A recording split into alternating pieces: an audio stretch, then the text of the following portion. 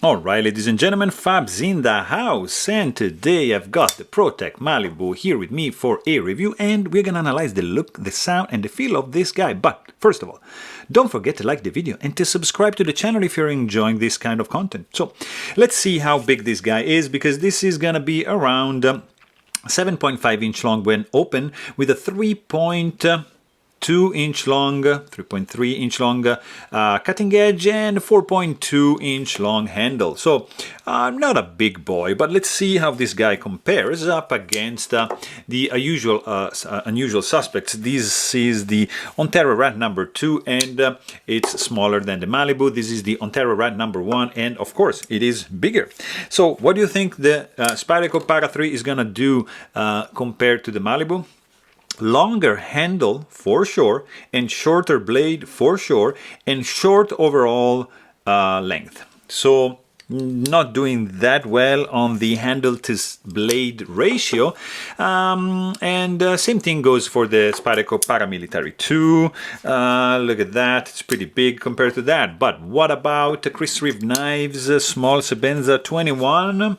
If it's too small, get a Malibu. If you want, if you have a large Sebenza 21 and you think that that's too big, yeah, get a Malibu. This is from Russia, and it's a custom knife factory, Philippe Georget design 520, and this is also from Russia, custom knife factory, Peter Rassenti design Snafu 2.0, and you can see these both are bigger than the Malibu, and of course they are much more expensive. But here you have Shirogorov Neon Zero, which is a beautiful EDC size if you ask me, and it's just a tad longer than the Malibu. Shirogorov F95R, it is a bigger boy for sure. Let me show you another couple here. We've got the Skiff knives, that's the Drifter, and let me show you another. We are going up in price here, guys, so don't worry. This is Koenig Knife Zarius Generation 4. What can I show you again? Another couple here. We got Shirogorov Hation Zero. And just to show you up against something really cool, this is the Lion Steel TRE with Damas Steel blade. And I'm gonna show you another couple of Russians. For example, this is the Cheburkov Small Strige, and you wanna see a big boy. Look at this sound. This is the Cheburkov Wolf, and it's a big boy for sure. Probably a little bit bigger. Yeah, no, same size as this other big boy. This is the another Russian Shirogorov 111. That's it. I'm done. You want to see another couple? Sure, why not? I'm going to show you, look at this. This is the Tashibarusha Custom Knife Factory, and it's a beast integral, and this is the Hinder Knives XM18 3.5 inch long. So you have an idea by now on how big the Protech Malibu is, and it's not like a huge one. It's not small, but it's that nice average size, perfect EDC carry knife that everybody likes. So this is an interesting one. It's a button lock. It has black aluminum handles, which are made so to look like it's an integral. You see, but of course you can see the seam here. These are two slabs. It's not just one solid chunk of titanium, like for example, this is Damascus, but it's one solid billet, or like even like this guy over here. See, you don't see any seam in the back, and you realize that this is just one solid chunk milled out to create the handles. In this case, no, in fact, you see the screws on this side, and you see the seam right over here. Of course, the backspacer is integral, let's say, to the handles in this case, and you've got some nice external chamfering going on. There's no internal skeletonization to reduce the weight. You have some nice chamfering going on the outside and a little bit on the inside, but no weight reduction from within. Of course, you've got a lanyard hole right over here, which shows that it's not like here maybe perfectly lined up. You see, there's a little bit of, I mean, it's just like me, I'm being crazy, but yeah, it's not like perfectly lined up. So, and it's also a little bit small. You can only like use a smaller paracord or just like a tiny leather whatever. So this is a knife, an interesting knife. It's made in US. It's gonna cost you around $200 to $50, depending on the, if you buy it on the secondary, if you buy it new, if you can find it. And it's an interesting button lock, very simple construction.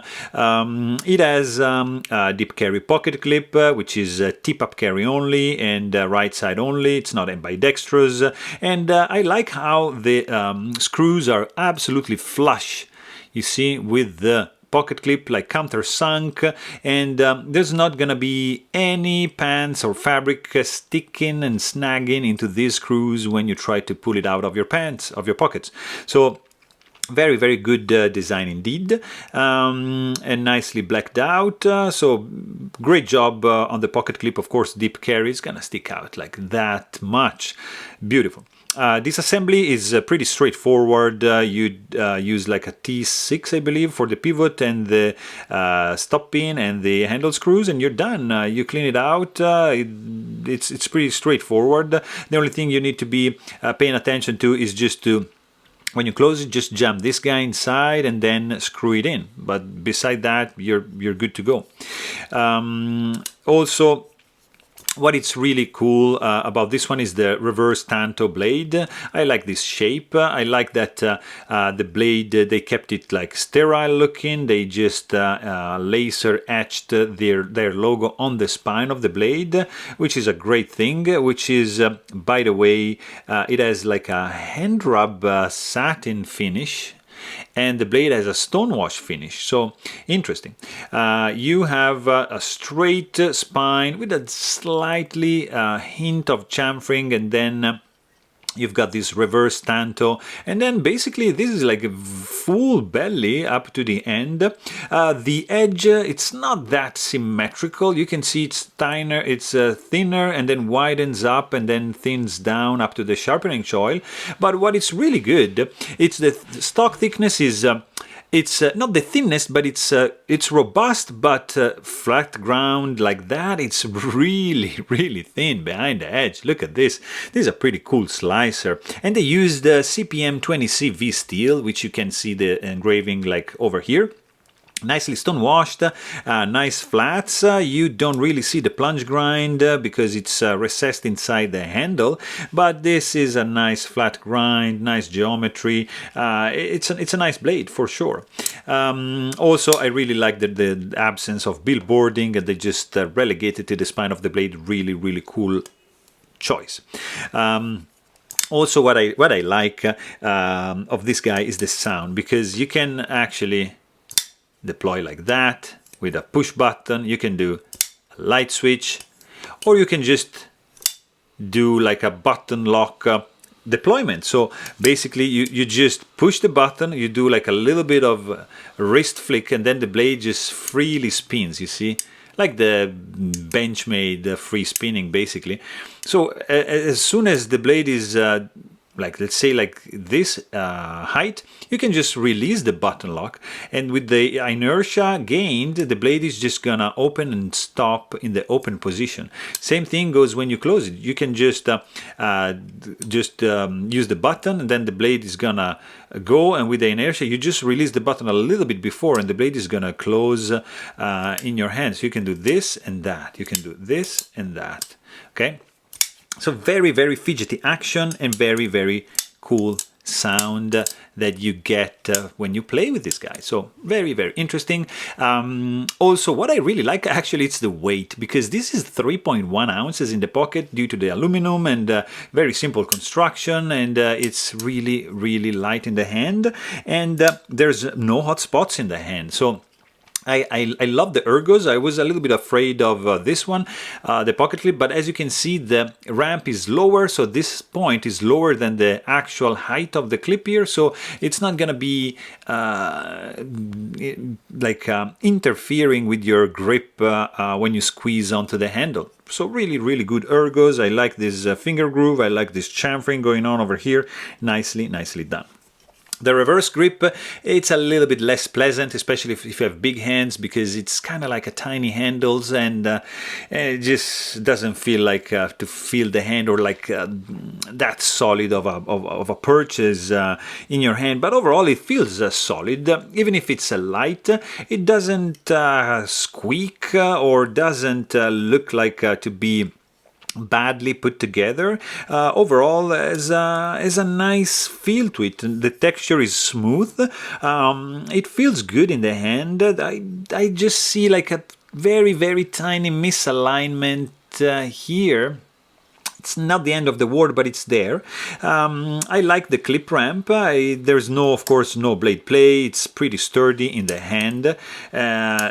You feel the quality. It's there, guys. Even if this is like a $200 knife, it's nicely thought. They researched, they developed nicely, and that's why this model is so popular, because it is good for the price, for sure. Deployment speed also, it can be like lightning fast because of the button lock, and also like the deployment with the flipper tab is also very good. It's smooth. There's no finger soreness because the flipper tab is nicely designed. It's rounded off, it's chamfered, and it's jimped, and it contributes not to have any finger soreness on the fingertip. So really good. Of course, this guy is running on bearings. It's very smooth in the deployment. Detent Strength is on the light side, I would say. It's not that strong. Not much kickback when deployed open the blade. You're not going to be able to touch any of the tip because it's buried down and protected by this part right over here. No rattling when closed, so it's all well put together at the end of the day. Also, the button lock, it's flush with the handle. So if you deploy it, there's no risk you're gonna be, pushing it without wanting it. You have to actually press it like strongly, because the travel, it's not that much, you see. Basically, this is the amount you need to push it, and you need to jam your thumb like here. You see that it's nicely designed. You see the area, it's recessed of the button lock, and that's to increase the safety of the mechanism, and you need just to go there and just make sure you press it, and then you're going to be able to close the blade. So very ingenious mechanism to increase the safety of the knife, but at the same time not losing the fidgetability of the tool. So really cool. It's easy if you know how to do it, but you cannot do it accidentally. So very good. There is no hard step because of course the detent ball, it's not here, so no need for any detent ball ramp, no need for any lock face insert, and of course you're gonna have like a free falling action, guillotine effect 100%, and not much of a detent suction, maybe like from this point over here. So I mean, overall it's a good looking knife, simple lines, simply built, very well executed, cool sound, great ergos, no issues whatsoever. I would say it's a very solid option if you are in the market of the around like $200 price point. You are not going to be disappointed, I'm telling you. So there you have it. Hope you guys enjoyed this video. Please don't forget to subscribe, and thanks for watching. Stay tuned.